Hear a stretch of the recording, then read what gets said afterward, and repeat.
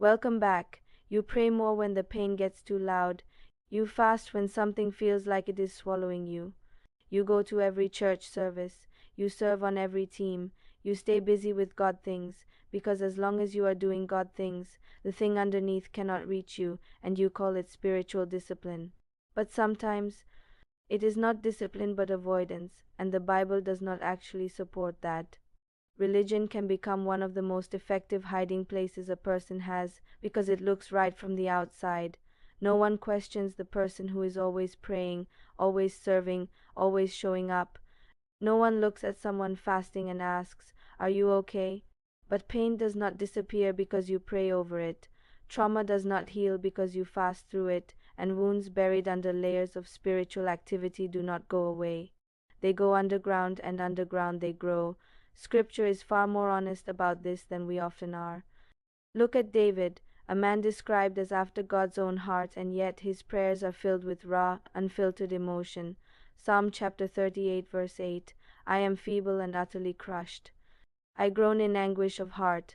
Psalm chapter 55 verses 4 and 5, my heart is in anguish within me.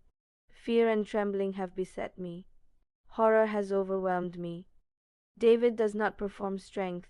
He does not suppress his emotions. He brings the full weight of his inner world into his relationship with God without editing it. The Psalms exist because God values honesty over performance.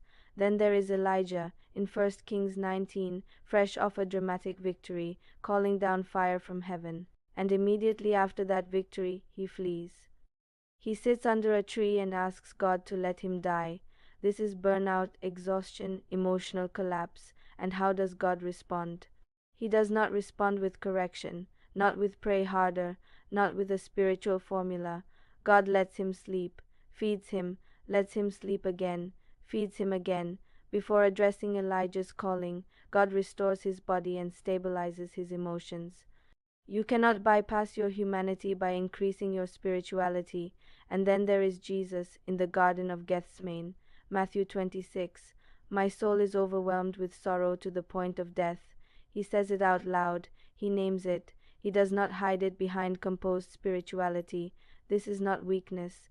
This is the most honest prayer we are shown. So where does the pressure come from to suppress emotion under the disguise of spiritual activity? Often it comes from misunderstanding verses about peace and joy. Philippians chapter 4 verse 7 says, "The peace of God will guard your hearts." That verse is often treated like a standard you are supposed to maintain. If you are not at peace, something must be wrong. You must not be praying enough. But that is not what Paul is doing.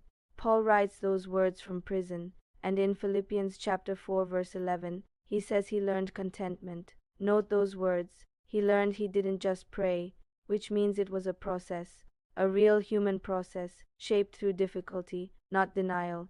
Peace in Scripture isn't the absence of struggle. It is something God forms within acknowledged struggle. Here is the key distinction. Spiritual disciplines are tools for connection. They are not tools for suppression. Prayer is meant to open you up, not shut you down. Fasting is meant to create space, not cover what is hurting. When spiritual practices are used to avoid pain, they become a form of self-deception, and that is something Scripture already warns about. Real healing requires truth, not just truth about God, but truth about what is happening inside you. That may involve prayer and Scripture, but sometimes it also involves sitting with a trusted person, like a counselor or a therapist, to help you process what is buried. That is not a failure of faith, it is stewardship of your life. Psalm 51 verse 6 says, "You desire truth in the inward parts, not performance on the outside, truth on the inside." God is not asking you to cover your pain with activity.